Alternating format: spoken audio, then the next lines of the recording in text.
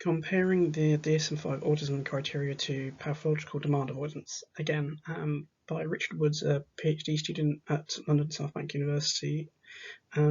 This was recorded on the 28th of February 2021. So this is just an introduction for a short video, and this should be shorter than my previous two by quite some distance. A quick note on terminology. So I'll refer to the Autism Spectrum. It's just autism, and that will be applicable to kind of like to the Autism Spectrum Disorder. Because in the slides I would tend to just either write autism or ASD for short. And when I mean autism, I also mean like accepted kind of autism subtypes. That would be like autistic disorder or infantile autism or Asperger's syndrome. I do not include PDA as part of autism, and this video is helping to kind of establish why I do not view PDA as part of the autism spectrum. So moving on, I will introduce a diagram that I came across in an open access article by Rosen et al. The diagram is on how autism is portrayed in the DSM-5.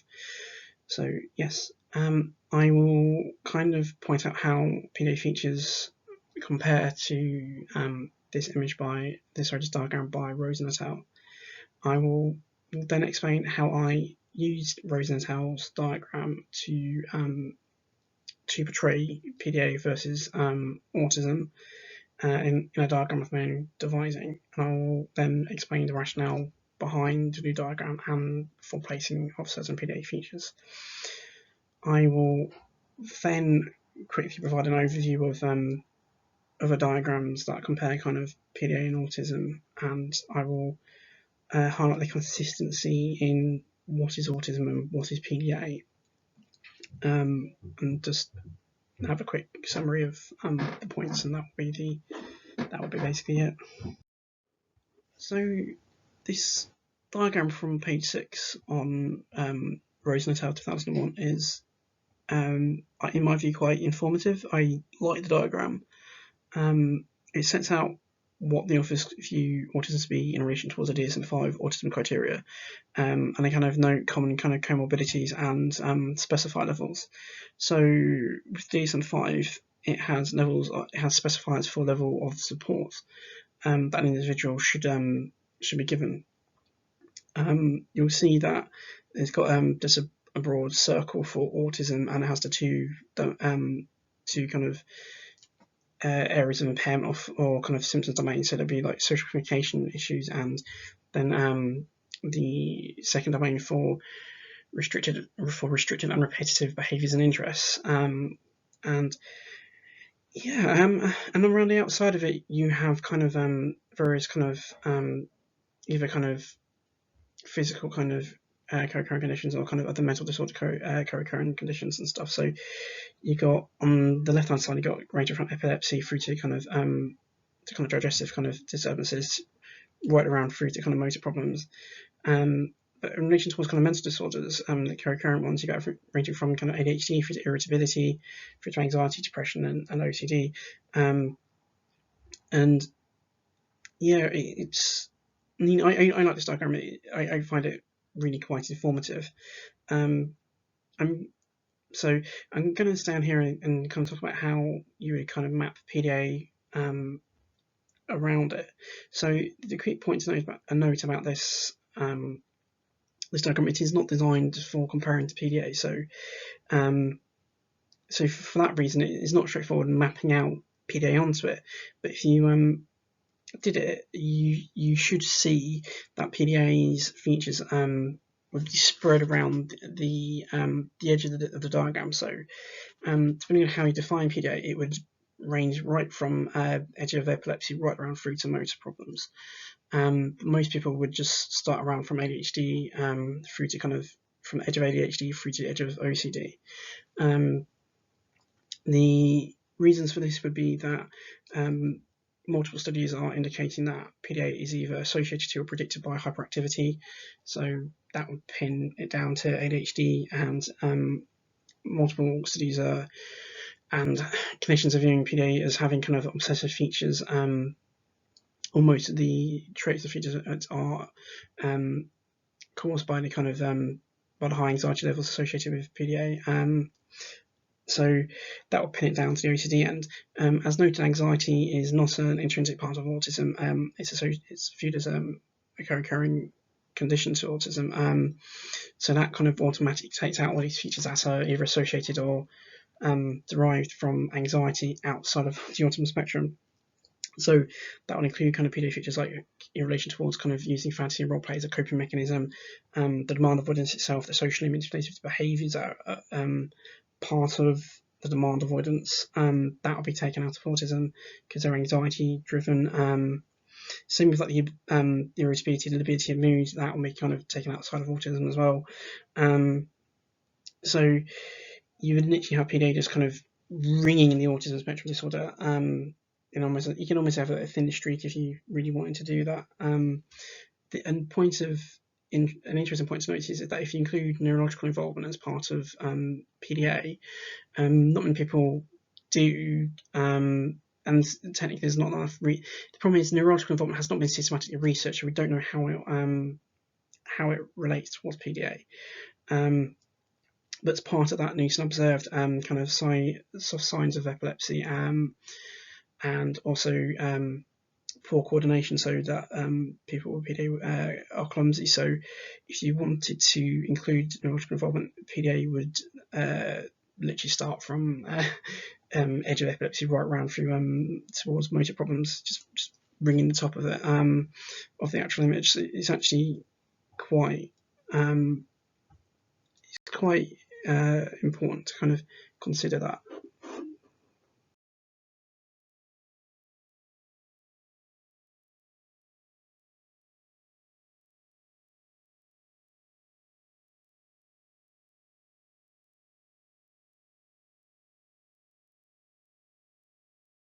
I've already discussed these points on the previous slide, so I'm just going to airbrush over this one and just move on to the next one.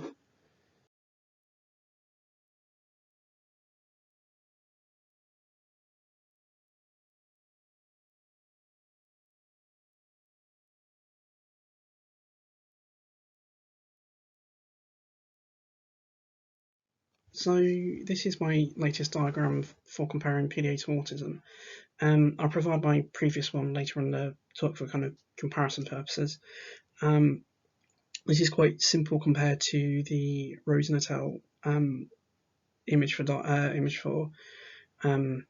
autism, but these two diagrams are serving different purposes. This one is mainly to kind of just to compare what PDA is versus autism, but at the same time, I also tend to prefer my diagrams to be relatively simple, straightforward, and easy to engage with, so that laypersons can interact with them, and they can be informative for laypersons. I don't have to have a relatively high knowledge base to interact with a diagram. So you should see at the bottom, I've pretty much just taken the autism, how autism is conceptualized from the Rosenstein image, and just put it there. I've obviously taken off the specifier levels, but you have the social communication issues on the left-hand side, and the right-hand side will have the RRBI kind of issues in autism. So Rosenstein quite interestingly kind of conceptualized 4 areas of RRBI. So you have restricted interest, repetitive behaviours, insistence on sameness, and sensory sensitivities. While I've only just got social communication deficits for autism. I've kept the exact wording of that in there just to try and be faithful to the original Rosenstein diagram from that perspective. So what I've then tried to do is I've tried to map out kind of the accepted PDA features and traits above the DSM-5 autism conceptualization, and trying to have it kind of faithfully kind of represent how kind of like ADHD and anxiety and OCD and irritability were kind of mapped around the edges of the Rosenstein diagram for autism. So what I've done is I've kind of just clustered the kind of PDA as a syndrome, as a clustering of features or a clustering of symptoms together by itself, just above the DSM-5 autism clustering. So I have atypical social interactions by itself on the left-hand side of the PDA syndrome, how it's kind of clustered, and that's quite small because there's only a single trait in there. I don't think this trait is actually needed to diagnose PDA because I think that half of it, well, I think many of the features in this trait do not reliably assess the social communication deficits associated to PDA, and many of the features that actually I think are actually should be associated to RRBI. So that they should be associated to restricted and repetitive behaviours and interests. So, for example, panic attacks should be put in with kind of irritability or ability of mood. So some examples around kind of how certain features that are associated to surface sociability do not reliably measure the kind of the deficits associated with PDA in this respect. So Newson asked stuff like, do the parents so you asked, do the parents fear for their child, or are they scared of the child? That doesn't really tell you if the child has actual deficits in kind of social identity, pride, or shame. It just tells you that the parent's scared of the child, or they fear for the child's well-being. The other question they ask is, like, they ask the caregivers, do the caregivers think the child with PDA knows right from wrong? But that's a hugely subjective kind of question, and it doesn't really take into consideration from whose perspective is an action or feature right or wrong. It doesn't reliably assess again kind of deficits in pride or shame or social identity, and it's problematic as a feature. So we kind of move on to the other areas. So I've got the kind of anxiety-based RBIs involving most of the PDA behaviour features, and I've tried to kind of map it from left to right. Again, likewise, following the Rosenstein diagram, to have like hyperactivity. So you've got 2 or 3 studies showing that PDA either has hyperactivity in it, or PDA's behaviours are predicted by hyperactivity. So that's in there. I've put the social limited behaviours beneath it because that should be kind of towards the atypical social interactions, and then you've got conduct problems beneath that. So a couple of studies are indicating that PDA the behaviours are either associated with conduct problems or PDA features are predicted by conduct problems. So again, that kind of it should be grouped towards the social manipulative behaviours, and towards it. So social manipulative behaviours can include kind of distractions, physically incapacitate themselves. They can include violent acts or even like running away from situations and stuff. So you move on towards kind of, I've put anxiety at the top because that underpins these RBI features. So then you would have like the RBI, the irritability. I've included that instead of the ability of mood to try and again be faithful to the Rosenstein diagram, but I'm using it to kind of just instead of the kind of ability of mood or the excessive kind of mood swings kind of trait, kind of just wording for it is what I mean by that. Then to the final right, you're going towards a kind of the OCD end of the Rosenstein kind of autism diagram, but I've just put obsessive behaviour, which would include demand avoidance, fantasy and role play, and it's kind of also important because Newson herself in the writings, she viewed much or most of the PDA behaviours to be obsessive in nature, which is one of the reasons why I view these features to be anxiety-based RBIs. So that kind of shows this diagram and stuff. I've not included in the kind of full developmental traits because most people don't include them when they kind of discuss PDA, and neither has Rosenstein itself included like the early infancy aspects of the DSM-5 autism traits criteria, in their diagram. So to me, it didn't feel appropriate to kind of include those areas of the aggregated PDA profile, but yeah, but if one wanted to, they could do that. But this is a very kind of simple diagram just to kind of convey the differences between autism and PDA, and it's kind of important when you kind of compare it to other kind of diagrams on the topic. Yeah, I've already discussed these on the previous slide, so people can directly view the diagram for themselves and kind of make up their own opinion on the topic. I'll point out that I do expect some people to disagree with how I've interpreted PDA and how it aligns to autism and that kind of side of it. So I'm not pretending that it's the be-all and end-all. I mean, although I do think I could justify and back up my points to a good level. Maybe not a good level is the correct word. I can justify it, and how I've conceptualized PDA in the diagram is valid. That many people would accept how I've portrayed it. So yeah, I'm going to move on to a couple of quotes by Newson. So I've mentioned in a couple of previous videos that Newson did not view PDA to be part of the autism spectrum, and actually basically went out of way to make it impossible almost to view PDA from, as part of the autism spectrum from her work. In my view, it's certainly exceedingly difficult to validly make a case for PDA being autism from Newson's work.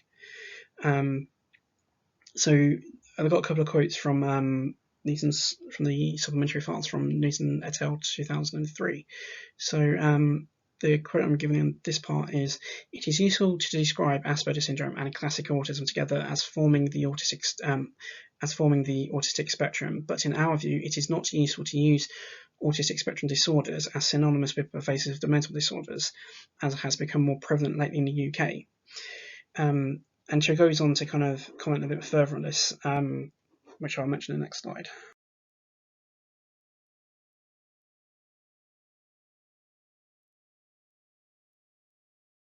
So Newson et al. Go on to say, PDA is a pervasive mental disorder, but not an autistic spectrum disorder.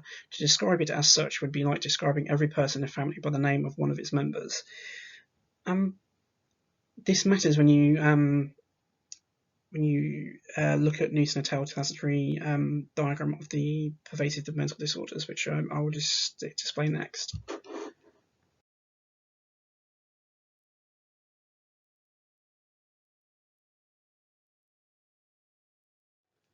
Yes, so this is Newson et al. 2003 pervasive mental disorders family diagram. She acknowledges that some people would loosely refer to this entire family as the autistic spectrum, but she's quite clear in her supplementary notes that people shouldn't be doing this, and she disagrees with it. And I would agree with her. What you got here is 4 clusterings of symptoms, and each clustering represents its own syndrome. Is how Newson would describe it. So on the left-hand side, you've got what is essentially the autism spectrum, and on the right-hand side, you have non-autism syndromes within Newson's conceptualization of pervasive mental disorder. In my previous video, I quite clearly set out how to interpret this diagram and what it actually means, the 4 nuances of it in relation towards how Newson's conceptualization of pervasive mental disorders is not the same as accepted versions of the pervasive mental disorders, and that they're not equivalent. So you can't just say PDA is part of the autism spectrum from Newson's conceptualization of pervasive mental disorders. The key points to point out here is that Asperger's syndrome and autistic disorder are based on the Trial of Impairment, which is kind of accepted kind of basis for how autism is clinically diagnosed, and it still is today, although they've been collapsed down into dyad of impairment. So the Trial of Impairment includes RBI's kind of issues with social vocation, interaction with people, and kind of social issues with kind of social imagination. But they've just been collapsed down into social vocation issues and RBIs. You will notice that both autistic disorder and Asperger's syndrome overlap each other, while PDA and specific language impairments are drawn separately by themselves, although Newson does have them connected by genetic and other links.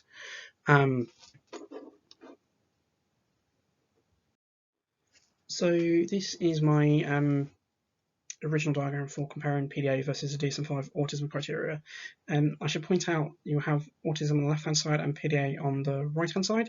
The wording for the autism traits on the left-hand side is from Evers et al. 2021, but the right-hand side PDA ones are from the aggregated PDA profile. So there's 4 or 5 other PDA profiles in print, so I've aggregated them together for ease of reference. And I have associated kind of PDA's kind of traits to either social communication issues, anxiety-based RBIs, or neurodevelopmental traits. Some PDA researchers / clinicians have made the developmental traits optional due to various reasons. I myself am making a surface sociability trait optional for similar reasons which they've done. I'm not going to go into full ins and outs now because I want to talk about this in more detail in an upcoming video that I've got planned. But yeah, you should see that there's some consistencies in between kind of what PDA is and what autism is to the Rosenstein diagram and my kind of derivative diagram from Rosen et al. So there's just some areas of overlap between kind of PDA and autism. So, for example, PDA the deficits for social communication issues in PDA is meant to be in social identity, pride, or shame. So the social communication issues in PDA are not meant to be due to deficits in theory of mind or empathy, which is what the autism ones are meant to be in. But some autistic people consistently pass theory of mind tests. So, for example, in the 1985 study, 20% of that sample passed theory of mind tests, 20% of autistic people did. So, so due to that, I've got the social communication issues for autism overlapping PDA, and likewise on the early onset criteria for autism is overlapping the same ones as PDA. It is acknowledged in literature that the developmental features and traits of PDA are generic, so they're quite common in the human population. And that they overlap kind of what's seen in autism. I've got the neurodevelopmental traits overlapping the RBIs in autism only because of the fact that one study into PDA views PDA as having sensory issues, but this research group views PDA as being a neurodevelopmental in nature, which is why I put the sensory differences in there. And obviously the DSM-5 autism criteria have sensory issues in autism, so that explains it. The anxiety-based RBIs, as I previously mentioned, described the RBIs of PDA are associated with anxiety, and anxiety is not viewed to be an intrinsic part of autism. It can be experienced quite commonly in autism, but it's not an intrinsic part of autism. It's something else. And if an RBI is either from fear or anxiety, it differentiates it from autism, and this is kind of accepted. It's just an accepted norm around autism, especially when you differentiate in between autism and anxiety-based mental disorders like OCD or various anxiety disorders like generalized anxiety disorder. So yeah, that's this diagram done. I will kind of next bring up the Rosenstein diagram again. So this is the Rosen et al. DSM-5 image again. This has been brought up just for comparison purposes. I'm not going to discuss it in great detail. I'll just bring it up so you can see for yourself the kind of consistency in how autism is conceptualized versus PDA. Like basically PDA from Newson's work is not sort of disconform to accepted autism understandings. That basically Newson is correct to split PDA from autism. So yeah, I'm going to go on to my own diagram again, well, the new one. Yes, so this is my derived diagram from the Rosen et al. Autism diagram. It's just to kind of, again, to give you an opportunity to directly compare how PDA is conceptualized and what it is versus accepted autism understandings and what autism is and is not. I'm not going to linger too long on this. It's just, again, to kind of give you an opportunity to kind of directly compare the various images on this topic. Yes, so this is the summary to this short video, or relatively short by my previous two standards. So one should be able to see how autism has remained relatively the same over the last 20 to 30 years, and how it's conceptualized, and how PDA is not autism, doesn't conform to accepted autism understandings. I kind of go into more detail how and why PDA doesn't conform to accepted autism understandings in my previous video, which I'll contain a link to in the description. But once you see for themselves, should see for yourselves that PDA is not autism. By this, PDA represents its own distinct clustering of features, its own distinct clustering of symptoms. That PDA is not part of the autism spectrum. It should be viewed as something else. I personally think it should be viewed as a new type of mental disorder that, even if only temporarily, should be placed within the OCD and related disorders diagnostic grouping. But this is a topic for another video. But yeah, these are my contact details. Should be self-explanatory. I'm not going to kind of linger too long on them. So you've got my email, Twitter handle, and my research publications are available from my ResearchGate profile. Yes, this is just a short list of references for this talk. You technically shouldn't need to reference Melanie Yergo's 2010 article, but it's in there because I refer to it in one of the kind of the banner titles for the slides, which I tend to include as a joke. So yeah, thank you for your time, and I hope you have enjoyed this video and you kind of taken a lot out from it.